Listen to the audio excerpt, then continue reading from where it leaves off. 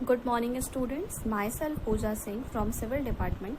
आज हम subject environment engineering part 2 में sewage and physical characteristics of sewage पे डिस्कशन करने वाले हैं। Sewage and physical characteristic of sewage हमारा जो है वो यूनिट 1 का फर्स्ट टॉपिक है।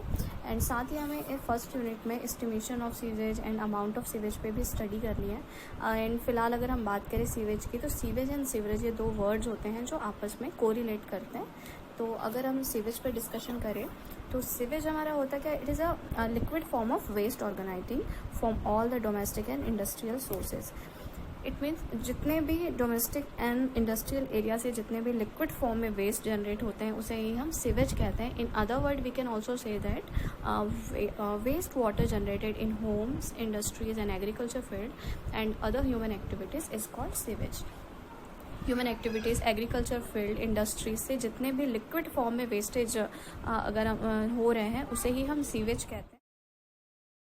तो सीवेज को हम डायरेक्टली कहीं किसी भी सोर्सेज में सप्लाई नहीं कर सकते हैं, क्योंकि सीवेज बहुत ज़्यादा हार्मफुल होता है नॉर्मल ह्यूमन एनिमल्स के लिए एंड नेचर के लिए एज वेल एज। सो सबसे पहले हमें क्या करना होता है, सीवेज को सीवेज ट्रीटमेंट प्लांट में हम उसे सबसे पहले ट्रीटमेंट प्रोवाइड करते हैं एंड उसके बाद हम उसको अदर सोर्स में सप्लाई करते हैं। तो सबसे पहले क्या करना होता है कि जितनी भी इंडस्ट्रीज़ है, एग्रीकल्चर फील्ड है या फिर डोमेस्टिक एरियाज़ हैं, वहाँ से हम सबसे पहले कलेक्ट कर लेते हैं जितने भी लिक्विड वेस्ट हैं एंड उसको कलेक्ट करने के बाद हम उसे सीवेज ट्रीटमेंट प्लांट में सप्लाई कर देते हैं, जहाँ पे उसकी तीन से 4 स्टेप में उसका ट्रीटमेंट किया जाता है। एंड ट्रीटमेंट कर लेने के बाद उसे जहाँ भी नीड है लाइक रिवर या एनी अदर एरिया, वहाँ पे हम उसे सप्लाई कर देते हैं for further next use. Sewage में अगर हम बात करें तो सीवेज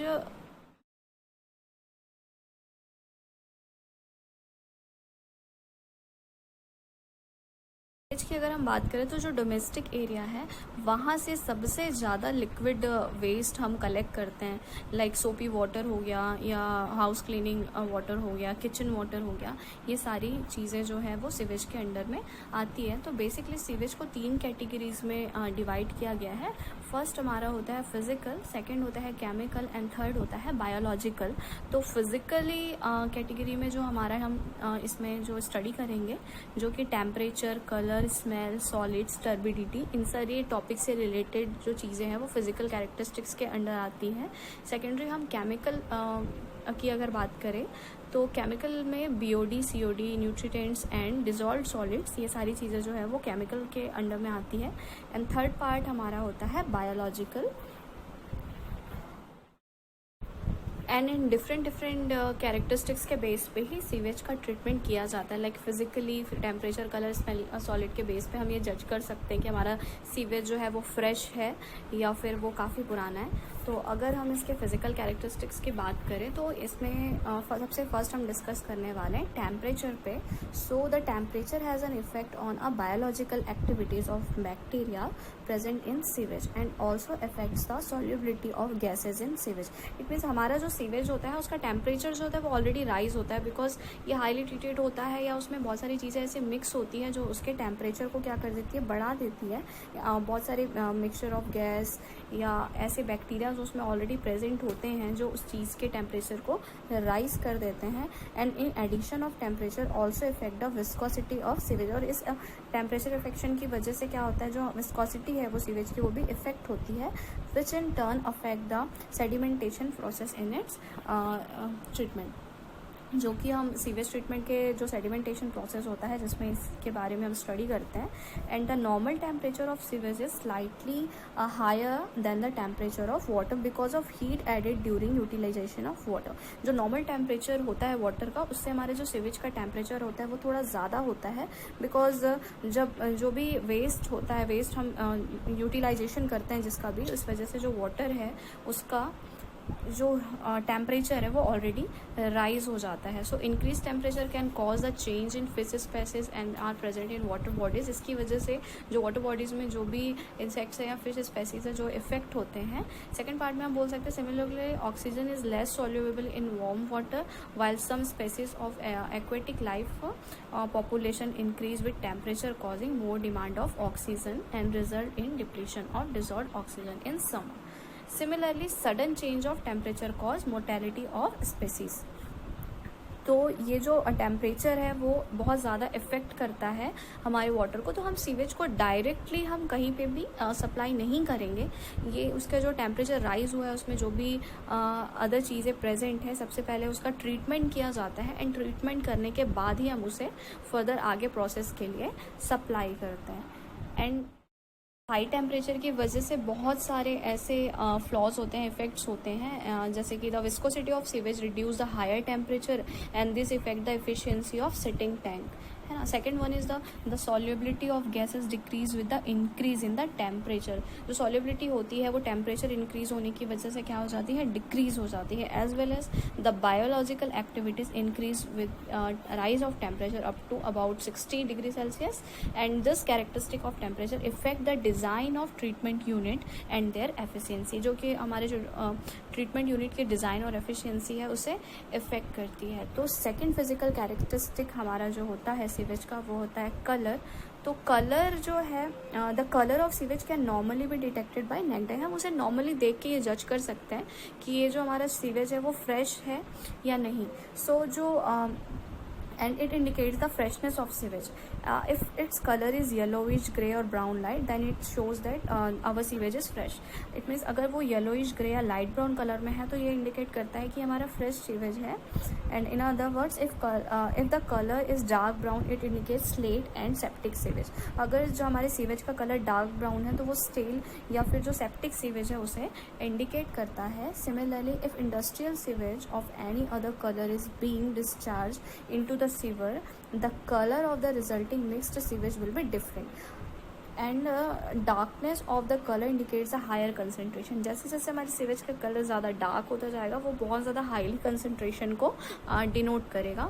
सेकेंड पॉइंट हमारा होता है at a temperature of about 20 degree Celsius sewage will change from fresh to old in 2 to 6 hours। Generally fresh से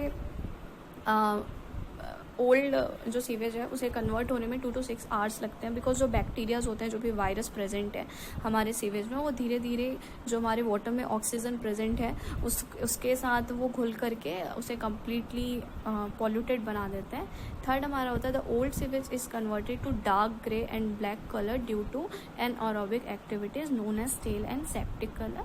Third one is some industrial sewage also add color to domestic water wastewater, and the gray, dark gray and black color is due to information of sulfide produced under anaerobic condition react with the metals present in wastewater। जो भी metal present होता है इसकी वजह से भी जो colour है वो डार्क ग्रे या ब्लैक कलर में कन्वर्ट हो जाता है। थर्ड अगर हम फिजिकल कैरेक्टरिस्टिक्स की बात करें तो that is odour. Fresh sewage does not have any marked objectable odor. Its odor is generally slightly soapy, oily or musty, but however in 3 to 4 hours it becomes stale, and with all oxygen present in sewage being particularly exhausted, and it then start emitting offensive and smell, especially the hydrogen sulfide gas which is formed the decomposition of sewage. Due to this sewage become more offensive smell, and the color of water or a waste water can be measured by the term called Thomson order number, जिसके बारे में हम आगे study करने वाले हैं। That is in short we can say that TON, and the odor at low concentration has no effect, but high concentration cause the poor appetite and for food, lower water consumption and impaired respiration, vomiting, etc.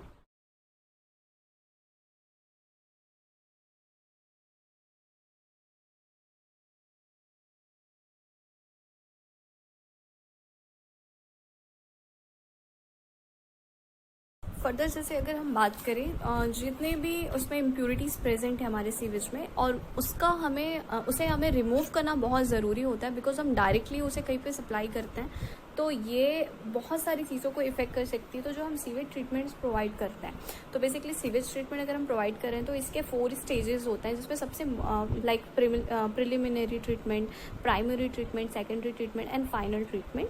सो अगर हम इन चारों treatment में जो सबसे most important treatment हमारा वो होता है वो हमारा सेकेंडरी ट्रीटमेंट होता है, जिसमें हम लोग कलर, ओडर एंड टेम्परेचर के साथ साथ उसकी जो टर्बिडिटी है वो भी मेज़र करते हैं और उस बेसिस पे हम उसे ट्रीट करते हैं। तो प्रिलिमिनरी के अंडर में बेसिकली 4 स्टेजेस होते हैं, like screening, skipping time, grid chamber, different tank, screaming में क्या होता है, जो फ्लोटिंग मटेरियल्स होता है हम उसे सेपरेट करते हैं। एंड स्किमिंग टैंक में क्या होता है, oil increase 3 to 5 minute detention period के लिए हम उसे छोड़ देते हैं। एंड थर्ड हमारा होता है grid chamber. Grid chamber basically suspended particles which settle down and gravity 1 minute detention period के लिए हम उसे नॉर्मल छोड़ देते हैं, जिससे जितने भी सस्पेंडेड सॉलिड्स हैं वो क्या हो जाते हैं, नीचे सेटल डाउन हो जाते हैं। सेकेंडरी अगर हम प्राइमरी ट्रीटमेंट में बात करें तो आफ्टर सेडिमेंटेशन हम प्राइमरी ट्रीटमेंट पे आते हैं। एंड थर्ड हमारा जो होता है सेकेंडरी ट्रीटमेंट, इसमें हम लोग aerobic treatment and anaerobic treatment provide करते हैं। तो एरोबिक में हम trickling filter, active sludge process, ASP oxidation, pond, ये सारी चीज़ें हम उसमें यूज़ करते हैं। एंड अगर हम एनारोबिक ट्रीटमेंट की बात करें तो इसमें हम लोगों को sludge digestion tank, septic tank, Imhoff tank, इन पे स्टडी करनी होती है। तो ये सारे जो टैंक है इस बेसिस पे हम एनारोबिक ट्रीटमेंट प्रोवाइड करते हैं, और एरोबिक बेसिस पे हम इसमें ट्रिकलिंग फिल्टर या एक्टिव स्लज प्रोसेस या ऑक्सीडाइजेशन पॉन्ड का यूज़ करते हैं। नेक्स्ट कैटेगरी हमारी जो है फिजिकल कैरेक्टरिस्टिक्स जो होती है सीवेज की, वो है हमारी है सॉलिड। तो the strength of the sewage is reflected by the total solid present in the sewage. Basically हमें पता है कि जो हमारा सीवेज होता है वो लिक्विड वेस्ट होता है, तो इसमें 99.9% हमारा लिक्विड फॉर्म होता है, ओनली 0.1% हमारा इसमें सॉलिड प्रेजेंट होता है। तो जिसे हम सैनिटरी सीवेज बोलते हैं, डोमेस्टिक प्लस इंडस्ट्रियल। तो सीवेज में 99.9% लिक्विड एंड 0.1% सॉलिड इसमें प्रेजेंट होता है। तो अगर हमको अगर अमाउंट ऑफ सॉलिड अगर फाइंड आउट करना है तो हम उसे क्या करेंगे, 0.1% से हम उसे डिवाइड करेंगे और उस बेसिस पे हम उसका सॉलिड अमाउंट फाइंड आउट कर सकते हैं। And solid comprise matter suspended or water dissolved in water and waste water. Second, solid are divided into several different fractions and their concentration provide useful information for characterization of wastewater and control of treatment process. In other words, we can say that the sewage contain more than 99.9% water and only 1% of solid, and these solids are present in sewage in suspended, dissolved and colloidal states. ये जो हमारा 0.1% solid होता है वो जो हमारे water में या तो सस्पेंडेड या डिजॉल्व होता है या फिर कोलाइडल स्टेज में वो प्रेजेंट होता है। So suspended solids are those which can be filtered out on a asbestos mat or filter paper, that is suspended solids are non filterable solid. So thank you.